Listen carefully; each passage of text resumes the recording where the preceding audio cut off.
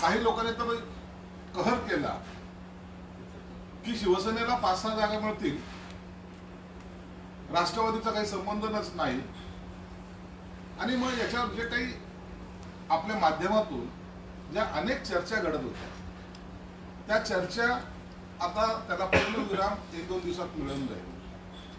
काल माननीय मुख्यमंत्री, माननीय दोन्ही उपमुख्यमंत्री देवेंद्र फडणवीस असतील, अजितदादा पवार असतील, हे दिल्लीला गेले होते.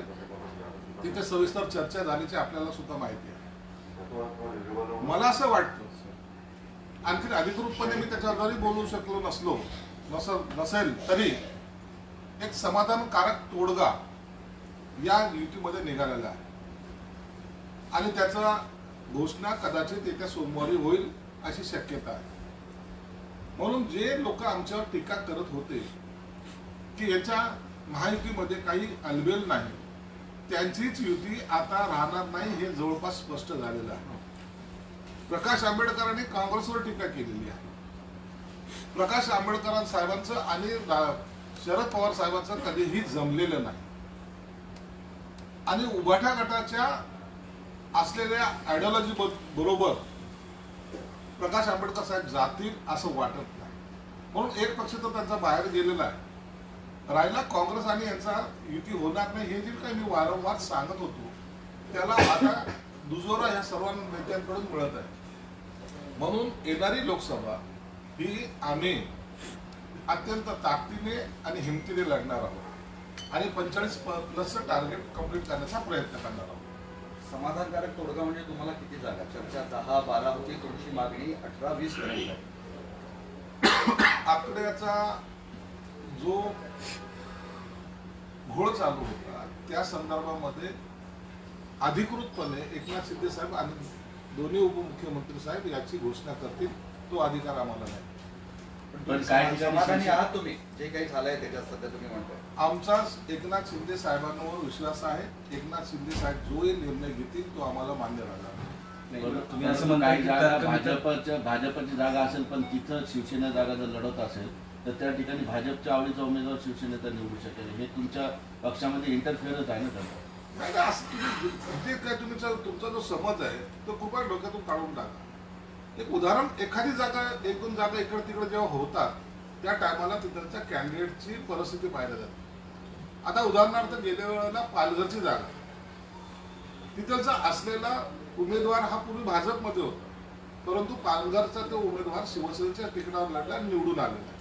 म्हणजे निवडून येणं हा क्रायटेरिया धरून जर 1-2 जागेचा बदल झाला तर फार मोठा बदल ह्या इलेक्शन मध्ये होईल असं मला वाटत. प्रसंगी कमळवर पण शिवसेना लढू शकते? नाही. शिवसेना पक्ष हा शिवसेनेच्या चिन्हावर लढणार, भाजपच्या चिन्हावर लढणार. एखाद्या ठिकाणी उमेदवाराची आदला बदल एखाद्या ठिकाणी जर झाली तर तो त्याच्यातला फार मोठा चेंजेस म्हणून त्याच्याकडे पाहायला गेलं नाही पाहिजे. अंबादास दानवे म्हणले की भारतीय जनता पार्टी शिंदेगड शिवसेना आणि अजित पवारांच्या हातात धोत्र्याचं फुल देणार. धोत्र्याचं फुल उभाठा गटाच्या नेत्याने एकदा पाहिलं की त्यांना विचारा. ग्रामीण भाषेमध्ये आपण बोलतो पण ते वरच्याला कळायला पाहिजे ना. वरच्याला धोत्राचं फुल काय ते गुलाबाचं फुल कोणती त्याला धोत्राचं फुल ग्रामीण भागात म्हणतात. ते असं हसू व्हायला नको याची काळजी घ्या. तुम्ही म्हणताय की तर्क वितर्क लढवले जात होते 5-6 जागेच्या संदर्भात, पण आता तर्काच्या पलीकडे जाऊन एका आकड्यावर हे आले की 12 जागा तुम्हाला मिळतील. हेच तर तुमचं आहे ना. आता तुम्ही 5-6 जागेवर 12 जागेवर तुमचे तर्क वितर्क गेलेले. सोमवारी तो तर्क वितर्क आणखीन पुढे जाईल आणि त्याचं तुम्हाला स्पष्टीकरण फक्त आता हे तिन्ही नेते देतील. नाही पण तुमचं मागणं काय आहे? तुमची काय भूमिका आहे? आमचं मागणं आम्ही पूर्वी मांडलेलं आहे, त्याच्यावर वारंवार चर्चा करण्याची गरज नाही. आता युतीही फायनल स्टेजला बोलणी चालू आहे.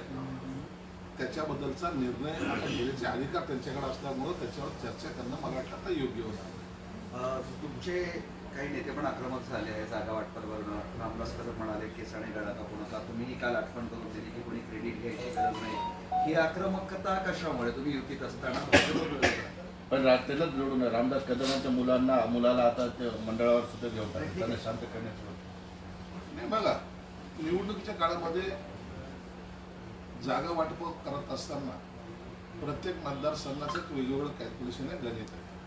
आणि मग त्यावेळेला आपली जागा जाऊ नये यासाठी प्रत्येकजण प्रयत्न करत असतो.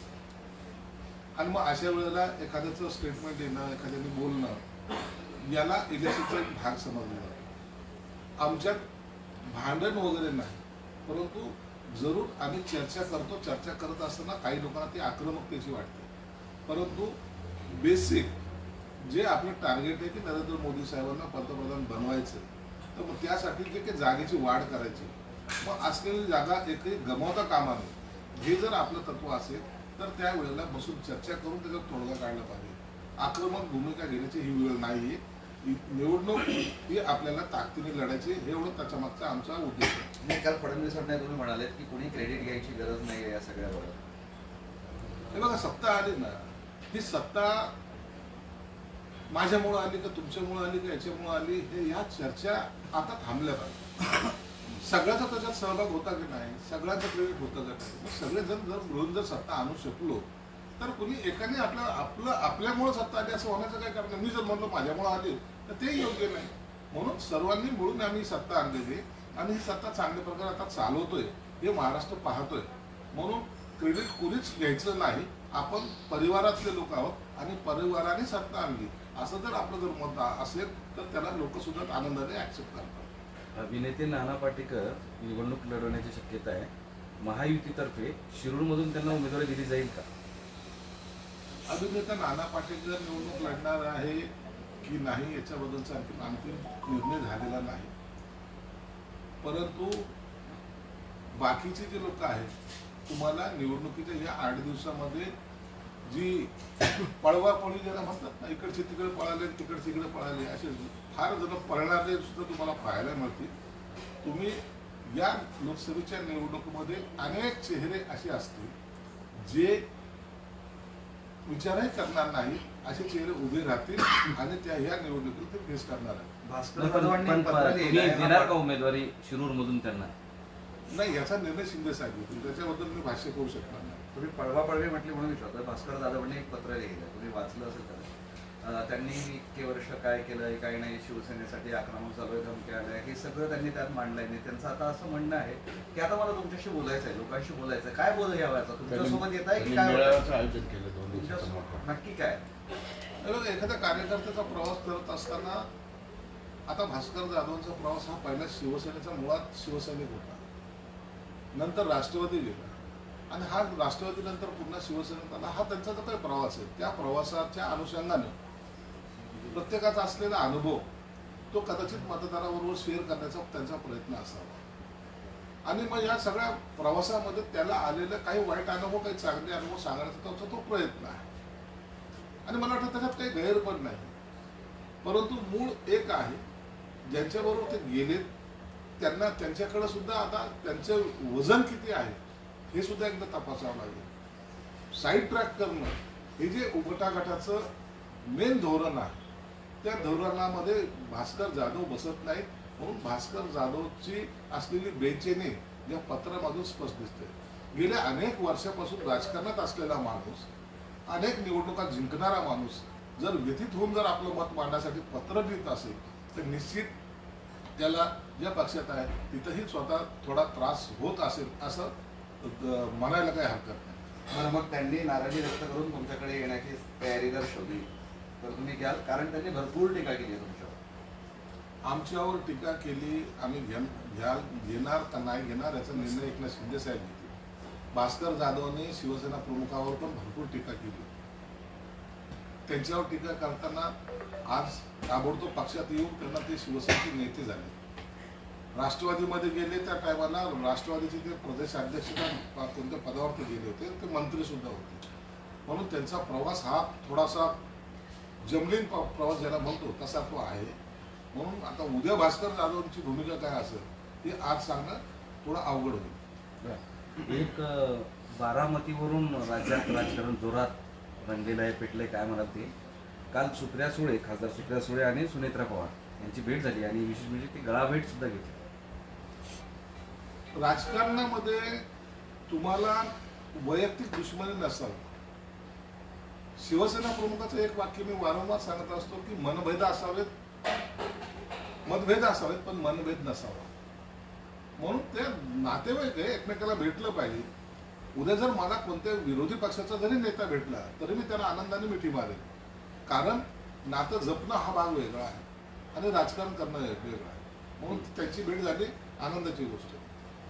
अमित शहा यांच्या घरी, म्हणजे बातमी नवीन आहे, अमित शहा यांच्या घरी रात्री 1 वाजेपर्यंत बैठक झाली. मुख्यमंत्री अजित पवार आणि फडणवीस असे तिघही त्या बैठकीला उपस्थित होते आणि त्यामध्ये जागा वाटपाचा फॉर्म्युला ठरला असल्याची माहिती आहे. निश्चितच अमित शहाच्या साहेबांच्या घरी जी बैठक झाली त्या बैठकीमध्ये जवळपास 2.5 तास ती बैठक झाली. त्या बैठकीमध्ये फॉर्म्युला ठरला असावा हे निश्चित आहे. त्या बैठकीमध्ये सगळ्या एक एक मतदारसंघाची सुद्धा चाचपणी केली गेली. कोणता मतदारसंघ कोणत्या पक्षासाठी योग्य आहे याच्यावर चर्चा झाली असावी. म्हणून या बाबतीमध्येची ही एक जॉईंट प्रेस शिंदे साहेब, फडणवीस साहेब आणि पवार साहेब घेतील. त्या टायमाला या सर्व गोष्टीचा उलगडा ते करतील.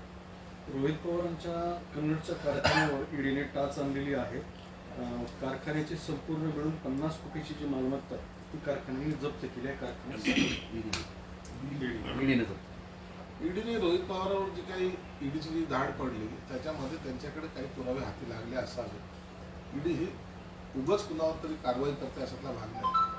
पण आश्चर्य एका गोष्टीचं वाटतं की इतक्या कमी वयामध्ये इतके उद्योजक मोठमोठ्याने कसे तयार झाले हा सुद्धा एक संशोधनाचा विषय.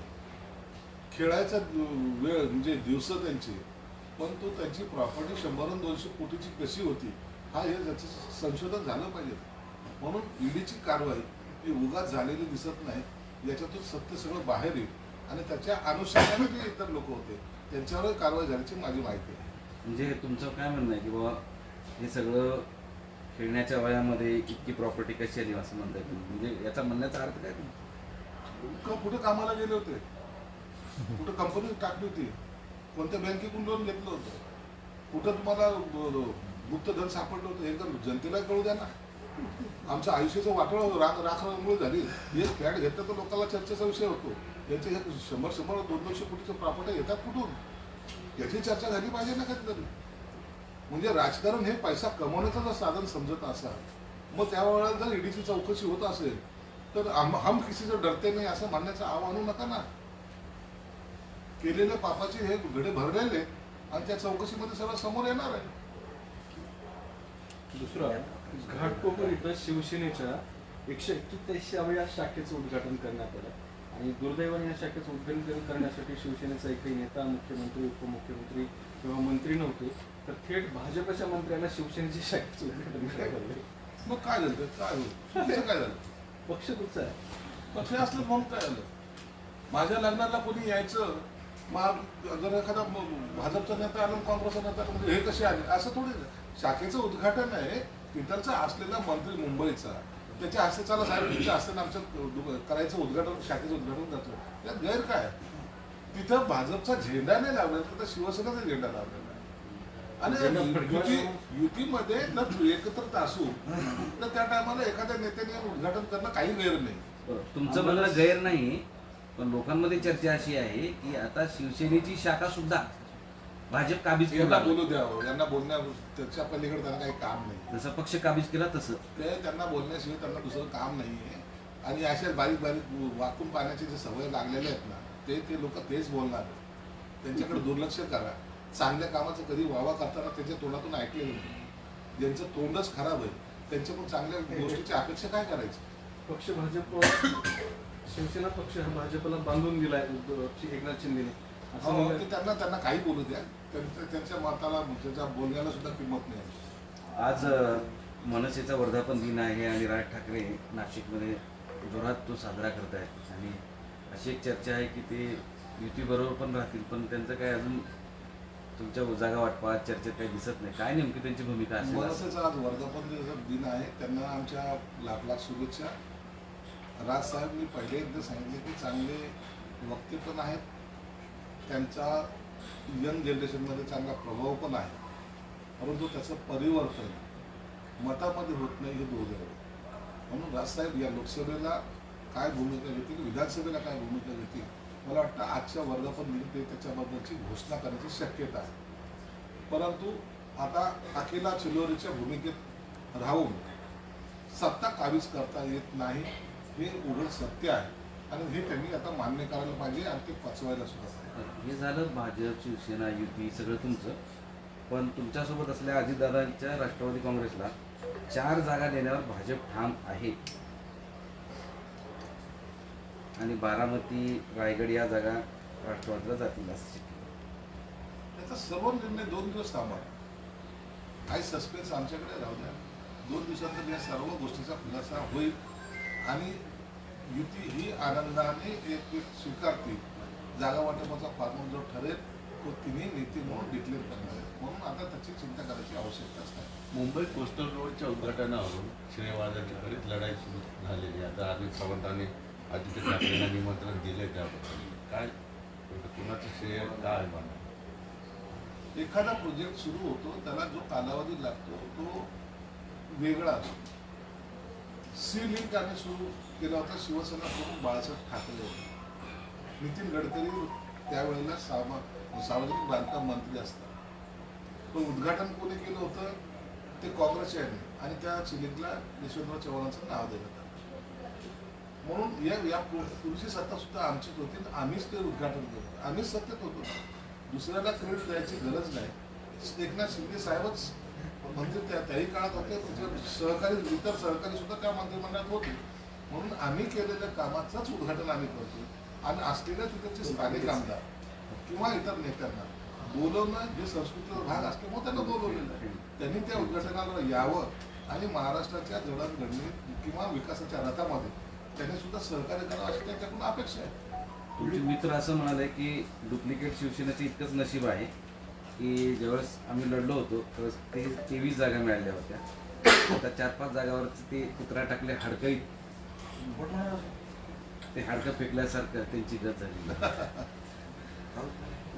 संजय राऊतला एक सांगा, आता तू गडबड बंद कर, कामाला लाग.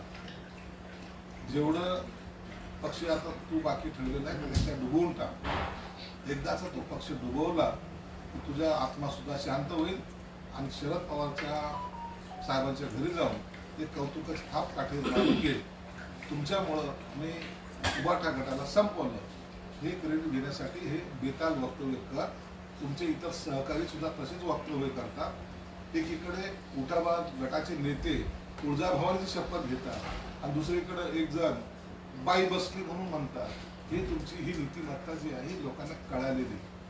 देवाचा वापर सुद्धा तुम्ही स्वतःच्या स्वार्थासाठी करताय हे पुन्हा एकदा सिद्ध झालेले. म्हणून त्यांनी आता कितीही बोंबल्या मारल्या, किती कुणाला पायगड्या टाकल्या तरी जनता त्यांना आता फसणार नाही. आणि संजय राऊतने ज्या मधुमकीने पक्ष डुबवायला निघालाय त्याचा तर निश्चित विजय होणार. काँग्रेसने ही जोरदार तयारी सुरू केली. काल त्यांची 49 जणांची यादी जाहीर झालेली आहे आणि आज मुंबई काँग्रेसचं निवडणुकीच्या संदर्भातलं शिबिर, प्रशिक्षण शिबिर आहे. काँग्रेस निवडणुकीच्या काळामध्ये जागा होत असतं. निवडणुकीच्या काळामध्ये त्यांना ह्या सगळ्या गोष्टी आठवत असतात आणि तसंही काँग्रेसला उबाटा गटाबरोबर जायचं नाही असं एकंदर चित्र दिसतंय. म्हणून त्यांनी आता सेपरेट अकेला चलोची भूमिका घेतली असावी आणि कदाचित त्याला जर गरज पडली तर ते शरद पवारांचा पाठिंबा घेतील किंवा त्याच्यावर युती करतील. थँक्यू. प्रकाश आंबेडकर प्रकाश आंबेडकरांनी पहिले त्यांना माहिती होतं. प्रकाश आंबेडकरांना त्यांची भूमिका या उबाटा गटाची आणि शरद पवारांची भूमिका माहिती होती. काँग्रेसची भूमिका त्यांना जाणून आहेत ते. म्हणून यांचा चाललेला डोंबराचा खेळ प्रकाश आंबेडकर साहेबांनी एन्जॉय केलेला आहे आणि म्हणून त्यांची भूमिका पहिल्या दिवसापासून जी होती त्या भूमिकेवर ठाम असल्यामुळं ते युतीमध्ये आता राहणार. महाविकास आघाडीच्या सगळ्या प्रक्रियेला तुम्ही डोंबाऱ्याचा खेळ म्हणून उपाधी डोंबराचाच खेळ होतो, बाकी काय होतं. महायुती आघाडी महायुती म्हणजे ही आघाडीची ही कधीच होणार नव्हती. हा डोंबराचा खेळच चालला होता. हा याच्या घरी चालला तो त्याच्या घरी चालला, चहापान करणं आणि आता पुढची बोलणी पुढच्या तारखेला कोर्टासारखी तारखा देणं यांचं काम होतं. शेवटच्या क्षणाला ही युती तुटणारच आहे हे समजून प्रत्येकाने आपापल्या पद्धतीने तयारी केली. मागच्या निवडणुकीसारखं याही वेळेस अप्रत्यक्षपणे प्रकाश आंबेडकर तुम्हाला मदत करतील अशीही आता चर्चा सुरू झाली. आता प्रकाश आंबेडकर आम्हाला मदत करतील का? म्हणजे जे तुमच्याबरोबर गेले नाही ते तुमचे दुश्मन होते. ही जी काही नीतिमत्ता आहे, म्हणजे प्रत्येक छोटा पक्ष जरी असला त्यांनी स्वतःचं मत व्यक्त करू नये, त्यांनी आमच्या समोर यावं आणि आमच्या बरोबरच राहावं. हा जो अट्टहास आहे तो तोडायचं काम प्रकाश आंबेडकर साहेबांनी केलेलं आहे. आम्हाला आमच्या बरोबर आता आम्ही तर पहिल्यापासून सांगतो की आम्ही त्यांचं स्वागत करतो, परंतु या आघाडीच्या लोकांनी त्याचा खेळ करायचा प्रयत्न जर केला, प्रकाश आंबेडकर त्याला पुरून उठले एवढं मात्र नक्की. वंचितचा प्रभाव जर असाच राहिला तर युतीला सुद्धा ओबीसी पदांचं फुटीकरण होऊन फटका बसेल असं वाटत नाही. नाही, महायुती ही प्रचंड ताकदीने ही निवडणूक लढते आणि आज देशामध्ये कुणाला जरी विचारलं तर येणारा भावी पंतप्रधान कोण, तर एकच नाव येतं ते नरेंद्र मोदी. रामदास कदम म्हणतात की जागा वाटपावरून भाजप जागा पटकावण्याची भीती वाटत आहे, तर स्वतःचा मतदारसंघाचा छत्रपती संभाजी जागा असेल ते दावा करतात. असं काही नाही. रामदास कदम बाबांच्या भरात बोलले आणि त्याची दखल मुख्यमंत्री साहेबांनी घेतली. ते म्हणजे कोल्हापुरात महायुतीकडून एक नवीन डाव टाकणं सुरू आहे. शाहू छत्रपती आहेत, त्यांच्या विरोधात समरजित घाटगे यांना उमेदवारी देण्याचा प्रयत्न सुरू आहे. 2 दिवस थांबा, सर्व उमेदवाराची जेव्हा यादी येईल त्या टायमाला बाबा